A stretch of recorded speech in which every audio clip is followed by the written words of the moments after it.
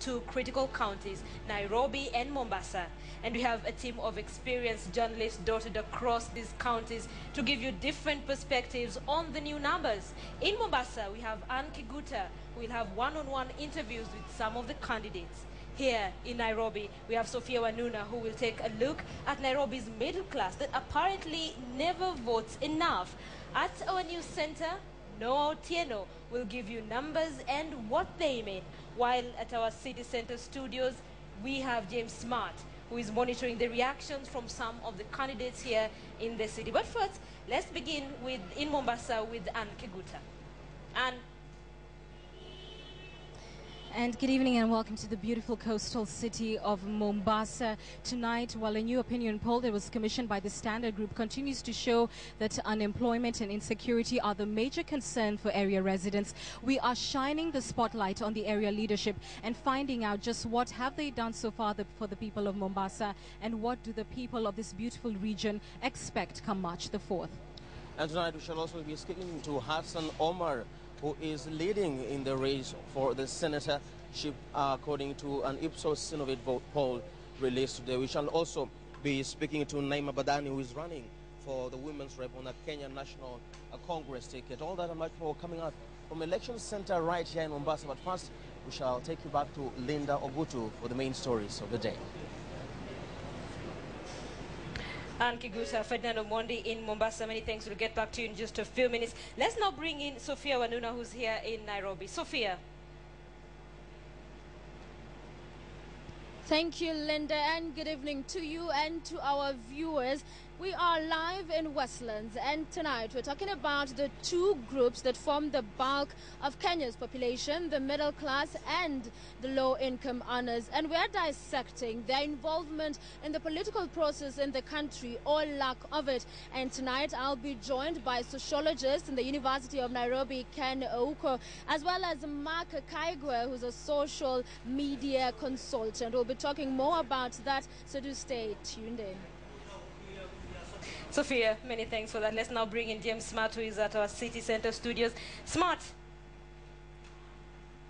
Well, Linda, it's out, and what's happening is that the candidates are trying to come to terms with what has come out in terms of who's winning and who's losing in this latest opinion poll done by the Synovate. I have some strong words for some candidates who appear to not be on the lead and some good words of the candidates who have been showed by that poll to be on top. I'll have that reaction, including some social media reactions when we come back.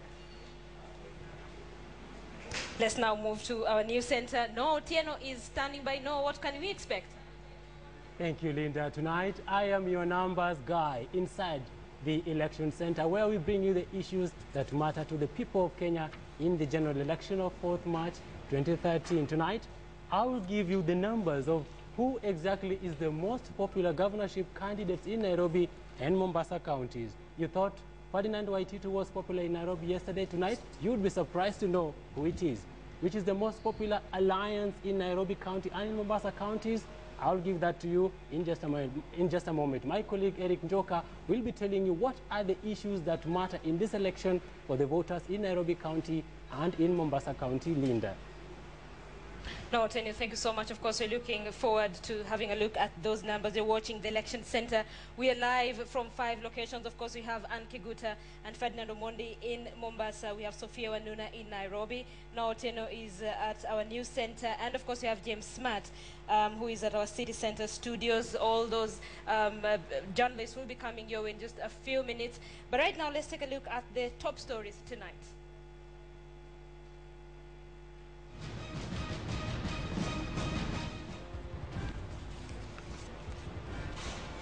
Securing the poll, 17 regional police commanders deployed. Those who are registered more than once. Double registration, 20,000 struck off the roll. Seeking your vote, how did they perform?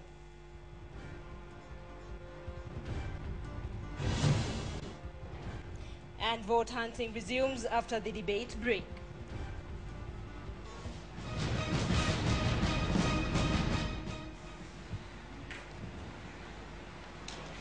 This is the election center. Many thanks for joining us. Let's now take you to Noah Otieno, who has those numbers that he has been talking about. Noah.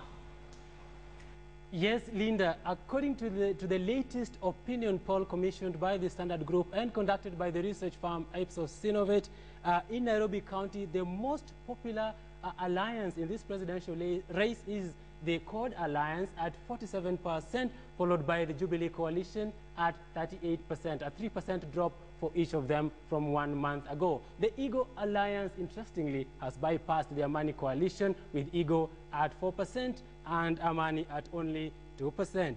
There's a big shift in the governorship race in Nairobi, as I promised you, with ODM's Dr. Evans Kidero now the most popular governorship candidate in Nairobi. According to this opinion poll, Kidero has 40% popularity rating, and TNA's Ferdinand Waititu, who was the most popular just a month ago, is now second at 30%. But remember, it is only a 3% difference, which statistically is not that big. It can go either way. At a distant number 3 is Jim Nambaru at just 10%, and Philip Kisia at only 4%. Philip Kisia at number 4, sorry, with only 1%. Kidero's supporters say they like him because he has the necessary skills to manage the Nairobi County. Those who like Waititu say they like him because he is generous and accessible. That is what their supporters say. What about the race to the Senate in Nairobi County? TNA's Gideon Mbuvi, alias Mike Sonko, is still the man at 67%. ODM's Bishop Margaret Wanjiru is at a distant number 2 with only 25% support, while Bishop Adoyo is the next closest at only 1%. Those who like Sonko say he is very generous and very accessible, just like Ferdinand Waititu, while those who like Bishop Wanjiru say she is a woman of integrity. Now, the race for the woman representative in Nairobi County, according to the numbers here, the race is almost closed. Why? Because Rachel Shebesh of TNA is all the way up at 48%, with her closest challenger, Sylvia Mingalo, at only 4% support. But remember, over 20% of the people in Nairobi are still undecided, while 15% don't know who the candidates in this race are, at least for the women rep position. What about in Mombasa County? The CORD Alliance, once again, is the most popular alliance in Mombasa County at a whooping 67%, way ahead of the Jubilee Coalition, which is at just 17%. Third is the Eagle Alliance, which once again is ahead of the Amani Coalition. Eagle Alliance is ahead of Amani, which is 4th placed in Mombasa County. Amani has just 2%. As for the presidential candidates in Mombasa County, the CORD candidate Raila Odinga and his running mate Kalonzo Musyoka are the most popular in Mombasa County. They are ahead of the pack with a comfortable 70% support. Uhuru Kenyatta and William Ruto have just 17% again approval in Mombasa County, while Peter Kenneth is third with 3%, once again ahead of Musalia Mudavadi of the Amani Coalition and his running mate Jeremiah Kioni with just 1%. We are still in Mombasa County. And what about the governor's race in Mombasa County? This seems to be taking the same shape as the presidential race, with ODM's Ali Hassan Joho far ahead of his rivals at 57% support. And those who support Joho say that they like him because he is development conscious. His closest rival in Mombasa County is Wiper's Suleiman Shahbal, who just defected from the UDF party. He has a 19% support, while number 3 is Ibrahim Hamis Babangida of the Republican Congress with 4%. TNA's Abdallah Mwarua is number 4 at just 3%, and the others are around 1% each. The race for the Senate in Mombasa is the most interesting. This is where things are very interesting. Ali Hassan Omar, who defected from the ODM party to Wiper, is the most popular senator candidate in Mombasa County, but with only 2% lead against his closest rival. He has 28%, and the next best candidate for that race is ODM's Suleiman Kajembe, who has 26%, and he has tied with Najib Balala of the Republican Congress, and we also a partner in the Jubilee Coalition. Balala has 26% as well. So this means that things can go any which way in Mombasa County in the race for the Senate on the 4th of March, because there is still 12% undecided voters in Mombasa County who can swing this any which way you like. A lot of ground there for these men to cover as they campaign ahead of the March 4th general election. The race for the woman representative seems also to be going to ODM's Mishi Juma Mboko, who has 29% support, followed by Suraya Hersi of Republican Congress at 10%. But 26% of the people in Mombasa County are still undecided as to whom to vote for the woman representative from that county. Can they swing this? We shall see on the 4th of March. For now, back to you, Linda. Now, Otieno from our news center with an interesting look at those numbers of the opinion polls that were released today, of course, taking a look at how political alliances and indeed the candidates are faring this coming just a day after the presidential debate that the whole country watched yesterday, and of course this coming 20 days to the general election. We'll take a closer look at that in just a few minutes, because we will be bringing in Tom Wall from Ipsos Synovate. He will be looking at those numbers and giving us an indication of the factors that are contributing to the kind of results we are seeing. But let's take a different dimension really to the opinion polls and bring in Eric Njoka. Well, thank you very much, Linda. So Ipsos Synovate feels that some of the issues portrayed during the research may have influenced some of the respondents to choose who may or may not handle the issues at hand. So let's begin with Nairobi County, and a large number of respondents spelled out crime and insecurity as their first. You can see there their first issue. At 30%, the respondents felt that the rising rate of crime in some of these areas in Nairobi is the most pressing problem that they want the new leaders to address urgently. The second issue there, lack of employment, and youth participated in the polls, rated lack of employment at 25% as the second biggest problem facing the county. Increase in food prices and escalating fuel costs may have contributed to the high cost of living to come third, there you go, at 10%, and as a problem that the respondents felt needed much emphasis, rating it at 10%, like I said. Lack of water and poor road management were rated at 9% and 8% respectively, with corruption being last at 6%. There are the numbers where respondents felt, although it has seen a steady decrease in the recent months, it will be crucial for the new leaders to address it when they take office. Let's move to the coast. And the most pressing issue that the respondents in Mombasa County want addressed by the new leaders is the high rate of unemployment, which most of them polled at 31%. Look at that. You may think that since Mombasa is next to one of the biggest oceans in the world, water shouldn't be a problem. Well, the residents felt otherwise, and lack of water came in second, polling at 17%. There, 17%. The biggest problems affecting the county was that candidates for Mombasa governor seat have rated improving education standards in the county as their top priority if elected in the March 4th general election.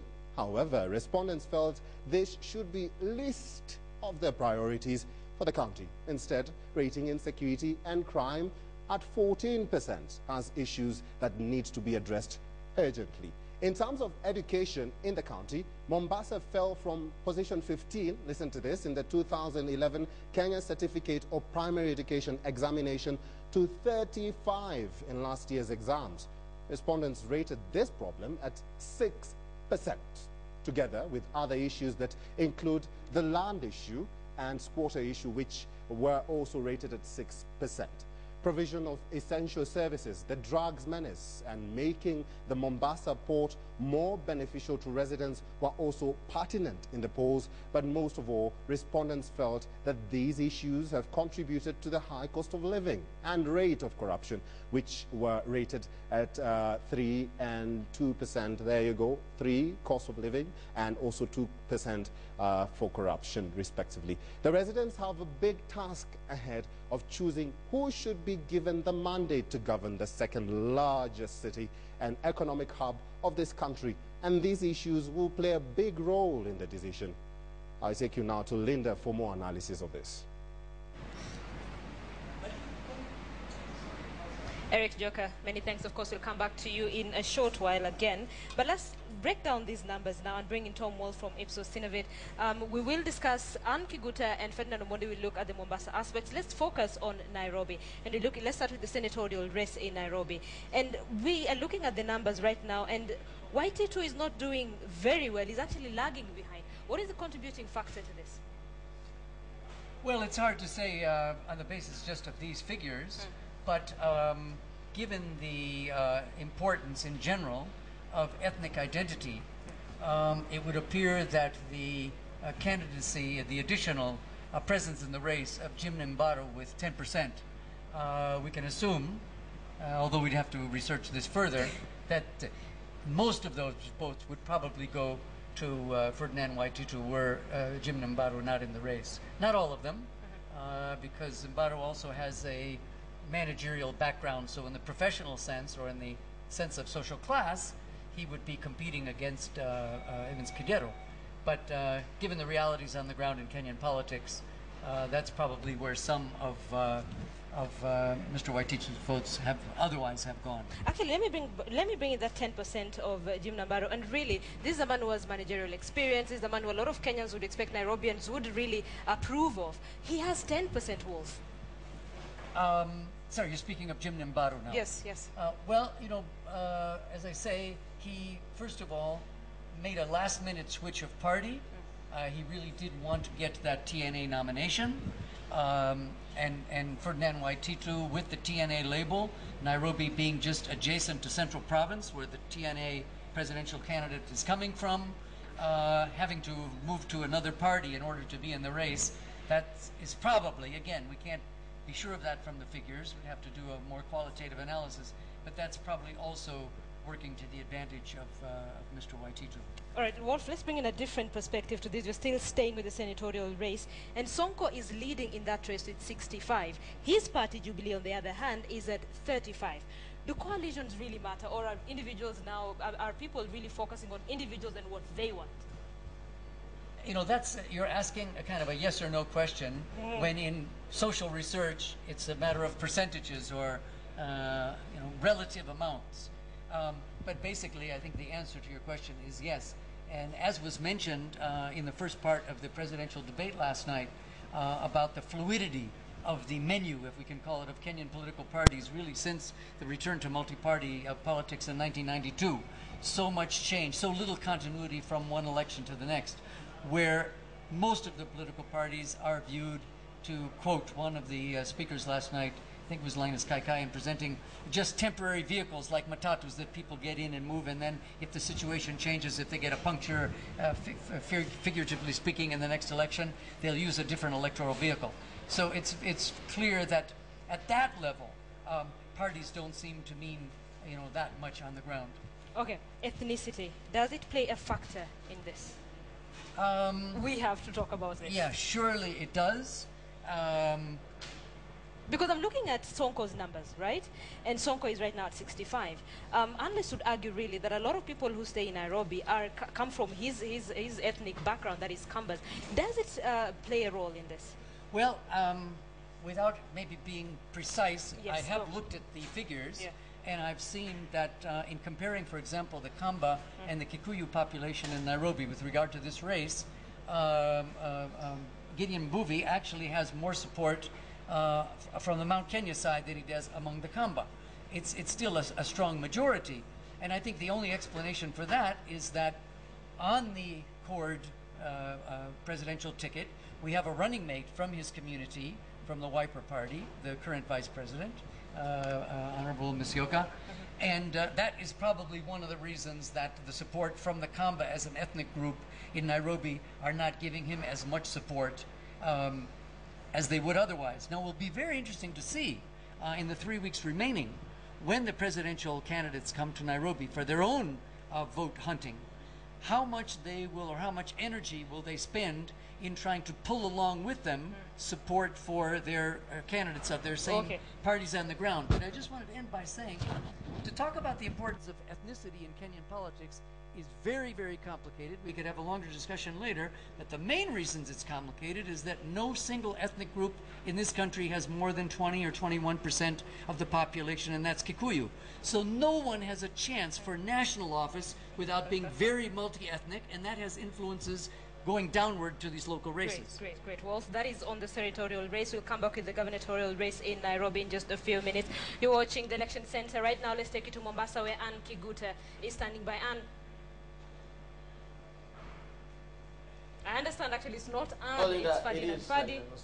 Welcome back, and we shall go straight to the issues. You know, the Coast region remains one of the most competitive in the country in terms of potential to growth, and they have to thank three industries for that, and we have transport, tourism and agriculture as key. The resources here are tourism, of course, the Indian Ocean, the ports and thousands of acres of arable land. However, many coastal residents remain jobless, landless and bitter about unkept promises. So what are the issues going into the March 4th general election? Here's a story that gives an insight on the same. After over 50 years of the central governance system, for which the coast region has felt perennially marginalized, expectations are high from the coastal people ahead of the March 4th election, which will usher in a decentralized system of government. Top of the list is the plague of historical injustices, particularly the thorny land issue. Na mimi nasema serikali. Murima Wanyepe, a human rights activist based in the region, explains. Wengi wa watu wa Mombasa, wengi wa watu wa karibu kuanzia Kwale, na wengi wa Kilifi ni maskota, na wengi wa Malindi kwenda mpaka Tana River, wengi ni maskota mpaka Lamu. Tunaweza sema ni ukimwi wa nini wa pwani. Unemployment comes a close second in the issues. Critics cite unemployment as the key factor that triggers many vices like insecurity and the menace of drug abuse concomitant with the region. The incoming leaders will also have to address a common cry that job opportunities created by resources like the port are unfairly distributed at the expense of qualified coastals. Mengi ni dhuluma ya kikazi, ajira. Unaona kwamba wewe umekaa pale, qualification uko nazo, anakuja mtu from nowhere anapewa ile kazi. However, the coastal people also stand accused of living a rigid lifestyle. According to analysts, many people here could do with being a little more proactive. Na kutoa mfano mdogo ni upi? Ikiwa kutoka Vanga mpaka Kiunga, tukitaka ingalau kuku wa kienyeji, lazima atoke Ukambani ndio ingie hapo. Watu hawataki kubadilika, watu hawataki kuangalia, watu wanaangalia handouts peke yake. One way of empowering the coastal people would be to revive the agriculture sector. Kilifi and Kwale farmers used to benefit greatly from the cashew nuts business, which has now reduced to a shell thanks to exploitative middlemen and corruption. The coconut also remains a lasting symbol of Mombasa, but its production potential is nowhere near optimum and its use restricted to spicing up coastal foods and the famous madafu drink. Tunataka tuone kwamba mnazi sasa umeweza kupewa kipaumbele. Mkorosho umekufa kama Kilifi. Na ikiwa mkorosho umekufa na mikorosho imekufa, je, ni mbinu gani ambazo tutafanya ili at least mkorosho uwe nao pia utaweza kufuka? If coast at present is poor, then its future looks even bleaker if education standards are anything to go by. 5 of the 6 counties in the region were among the last countrywide in the national primary examination results, and even Mombasa ranked a poor 35 out of 47. Only a handful, like the Word of Life School in Kwale, excelled, making the top 100 nationally. Parents will send their kids to the beach. As long as you get a mzungu and he gives you some money, that is sufficient. But we need to educate people against that, and therefore be able to tell them the value of education. And again, those who have performed in this county and are working in other places need to come back and sensitize their own people. They need to see performers who are doing well in other sectors, and therefore they have people to emulate. In a nutshell, whoever comes in as a leader has an in tray overflowing with pending issues which cannot wait to be dealt with.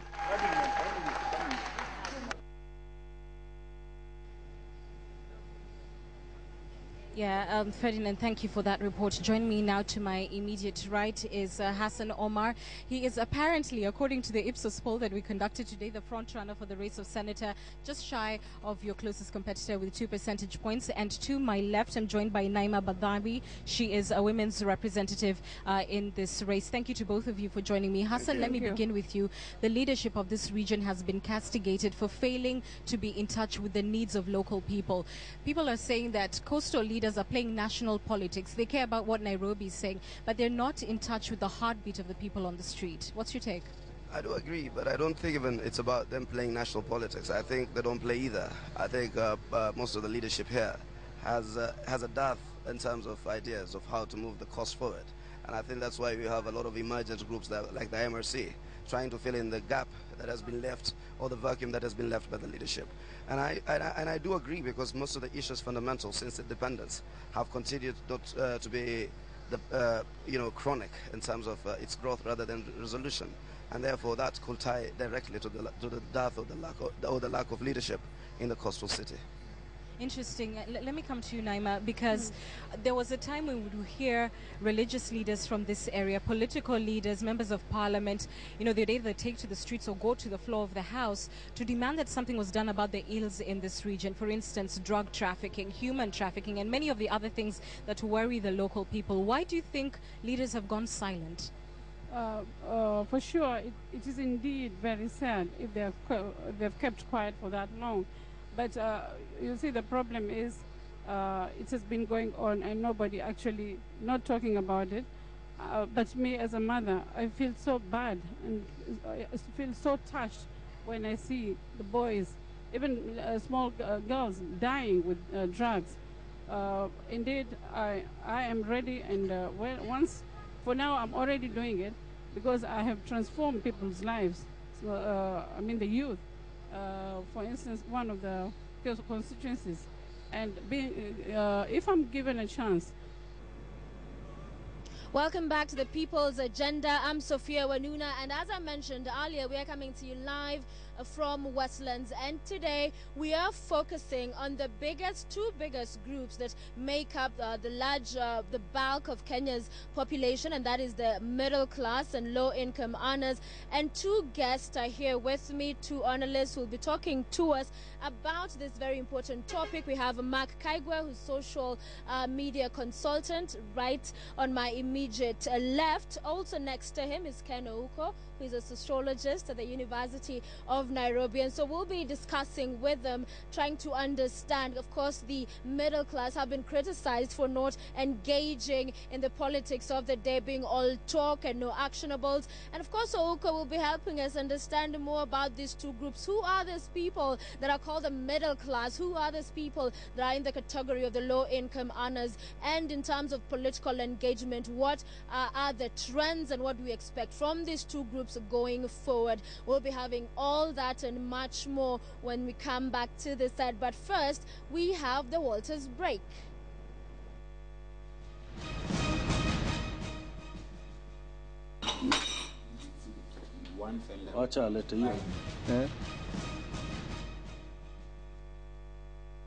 I'm joined by one and only, they call him PK. And as I always say, if actually Kenyans were going to vote based on how handsome people look, then we would be having a guy in State House, although he's waiting to go into State House on 4th March. And if we are talking about looks, then I would be his running mate, if you know what I'm saying. Welcome to the break. Thank you very much. It's nice to see you. It's not about looks. Mm-hmm. It's about doing what is right. No, I'm just talking about looks. I'm just telling you, it's about doing what is right.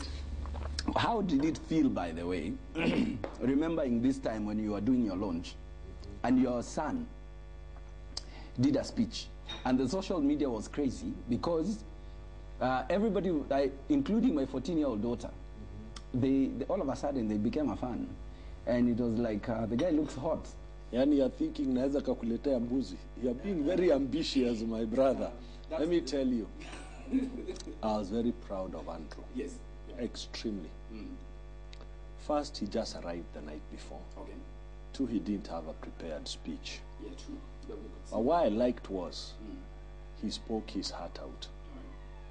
And I don't mind getting competition from my own son because as parents, you want your sons to do better than you. You have two beautiful children. Yes. And Andrea. Yes. And Andrew. Yani it was just, let me ask you, yani haukuwa creative na majina? No. Andrea and Andrew. See, Andrea is just a version of... No, it is not. Yeah? No, it is not. Uh-huh. So Andrea is a totally different... Well, it just sounds the same. But anyway, talking about family and children, we must commend you on the beauty of your wife. You've got an amazing family. What is this? How did you meet your wife? If I may ask, because we'd like to know. And what is this that you told her to convince her to share the rest of her life with you? It's such a long time ago. Yes. I would have to jangle my recollections. Cool.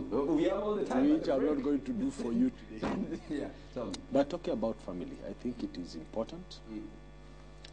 Those two kids have brought a lot of joy in the family. Every parent is striving to have the best out of their kids. True.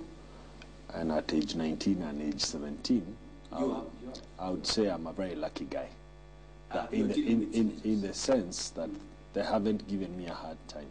Okay. And I appreciate it every time. We have a strong bondage with Andrea. Okay. Very strong that in the evenings she'll give me a ring and say, Dad, are you still in the office? And I would say yes. I might catch up with you before you sleep. Okay.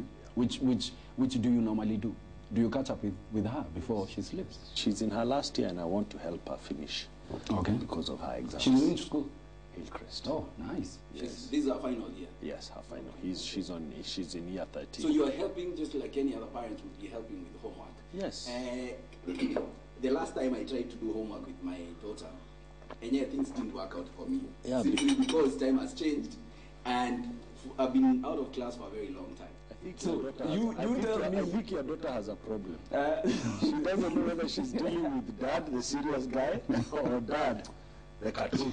Yeah, but you know, PK, or the comedian. PK, you have two children. That means you've gone through 2 pregnancies. And if we're talking from a man perspective, when our wives are pregnant, there's normally a craving they have for something. I don't know. I never saw that. Craving for anything? I never saw that. Yeah. Or and the kids were very nice even when they were small. When they were born, they were quiet kids. They were quiet kids. Okay. Yeah. Where did you grow up? I grew up in Bahati Estate. Baha. Okay. Eastlands, house number 1508. 1508. I still go there. Yeah. Mom was very nice. Looked after me very nicely. Yeah. I am glad that the Almighty God has given me an opportunity to look after her in old age. She hasn't been well for a couple of years, but we live together. She lives in my house. If I can only repay the debt of gratitude that she gave me when I was young, because Mom looked after me. She struggled. Okay. She couldn't afford it. As you know, I lost my father at a very young age. And Mom really looked after me. Things were hard, but they were working. She took me to a city council primary school. Which primo are you in? Bahati Uhuru. We used to call it Bahati Uhunye. So you were in Bahati? Bahati Uhuru Primary School. Okay. I applied to go to Alliance Surgery Form 1. But Mom couldn't afford.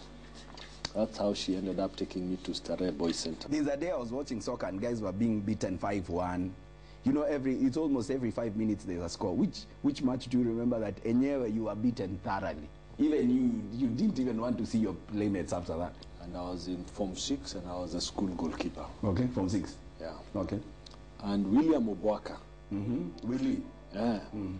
Had just propelled Gor Mahia over AFC in Khartoum over Eastern Central Africa. And he's an old boy. Then he came to play for the old boys. Voila. We were tormented thoroughly. He scored 3 goals. Ukiona. He beat me 3 times. We were beaten 3-0, 3 goals from William Obwaka. Peke yake. And things First one, he dodged everybody, including me. Okay. Second one, nikamweka Ngware, akapewa penalty. That one was a free kick. Okay. That one, even when I go back and remember, nasema siku hiyo jamaa moja alinilemea. Willy Obwaka, mpaka wa leo you don't forget. Yeah. People in this country, we've not really understood the role of a first lady, so to speak. We don't know whether the first lady is just there to look like Maua or there's something role that she must have. What can we expect from the first lady, from PK side? I think the presidency is one institution that must be purely policy and political. And I think Michelle has showed people what first ladies should do. Just look after everything and stay in the back room. Okay. If you look at our own history here, whenever first lady, vituko bwana. And you, vituko. That's why. I mean, that's why. Hatutaki vituko. So we can expect a lady who's taking care of our president. Of backroom.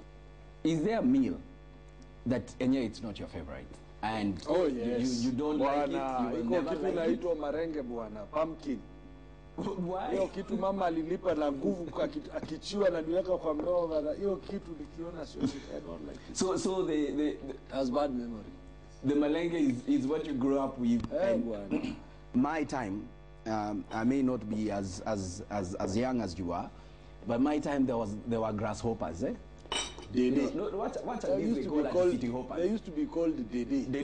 We used to chase those things. And when we were playing Chamama and Chababa, and you've got to your measure as a baba. You have to bring your dede. So what are these things that you honestly think we are missing from the days we were growing up? Just describing your growing up environment in Baha then. I think the estates were very cohesive. Eh? Okay. People appreciated each other. Right. People knew each other. People grew up together. People shared problems together. It was very nice. Okay. I liked it. Okay. I'm just trying to imagine then and now. I mean, I remember those days, city council beans were all over in our estates. Oh, things worked, eh? Yeah, it's kind of. My friend, things worked, eh? Yeah. Bahati dispensary was all I needed. Okay. If things got thick, I went to Jericho Health Center, and we were sorted out. Okay. But things worked. Roads were good, no potholes. Street lights worked. Ponyi patrolled 24 hours. There was no insecurity. Ponyi meaning that's what you police, police, cops, Ama Karao. And then, amazing things. Buses came on a timetable, so we didn't have to flood at the bus stop. Okay. And they came on time. Carry on. And 2, dry clean. Mbuni and Pal used to pick clothes from Taani, go clean them and bring them back. Did you ever get into a bus and you never paid? No. So whenever you got into pass. Okay. Oh, there was a bus pass. Did you ever tarmac? Did you ever No. Were you ever jobless, as in for a period looking for a job? I did my last exam on 30th of November. By 28th of December, I had a job offer in the bank. From 6? Yeah. And I started working on 1st of January, 2nd of January. How much was your first salary? 2,850. 2,850. That was your first salon. The ones that now that was a lot of tunes. The ladies just blow that in a what you call a treatment kind of thing. Lots of tunes. Yes. Lunch. What did you do the first? Lunch was 10 shillings. 10 bob. Everything. Soda, sauce, chips and fish. First salon, I went to Tender Touch. Do you know that shop at Diamond Trust? I bought stiletto bwana. Ile kiatu ilikuwa imesuguliwa pale nyuma. You wanted your first salon and then you go and buy yourself a shoe. And from there? Life was good. Okay. Because like where we were in the bank, we'd be given a loan of 5,000 to go and buy 5 suits. A suit was 1,000. Talking about, technology advancements and how things have changed. Those days, there are no many mobile phones that you would, call somebody and make a date. Those days was a fixed line. Yes. And you'd wait in a queue in a coin box to Yes. call somebody in their house, and you'll have to call when the parents have gone to work. Okay. Yeah. But it's beautiful. It's beautiful, and I guess as we wind up, thanks for not being evasive, as always. It has taken us some time to just get to share, and people to get to appreciate who is PK and who's this guy that we all look forward to being the president. Come 4th of March, you're not the president. What's your reaction? In the unlikely event, I'm not the president. Unlikely event? Did you get that? Unlikely event? Or I'm not in second round. I will just appreciate the will of Kenyans in determining their choices, and say I gave it my best, and that probably my best was not that good, and tell Kenyans we get the leaders we deserve, and I take a break and concentrate on my own things, because I doubt that if this country gets destroyed in the next 5 years, whether anybody will have the energy thereafter to kind of revamp it. So I'll probably take a back step and say Kenyans require young, energetic leaders, and I'm not one of them. Thank you for finding time to be with me, Walter Mongare Sr. at Walter's Break. Join me tomorrow, or the day after, or next week, as we talk to Kenyans and as we get to know our heroes who represent our aspirations in one way or another. It's been fun being with you. Take care. See you around. See you next week, or see you tomorrow. We'll see you around. And all the best. Asante. Good night.